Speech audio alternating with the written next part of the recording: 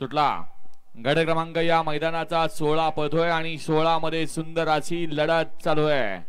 कोण होतोय सेमीला पात्र? अलीकडे शिखरा, पलीकडे लक्ष्या। अतिशय सुंदर लढत।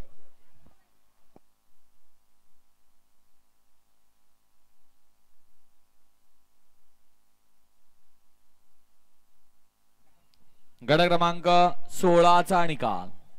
16चा निकाल आहे। तास क्रमांक 3 वरून धावलेली गाडी श्री नाईक बाबूसना शिखरा फॅन्स क्लब मादळमुठी लेंगरे या गाडीचा प्रथम क्रमांकाला सुंदर अशी गाडी पाहिली।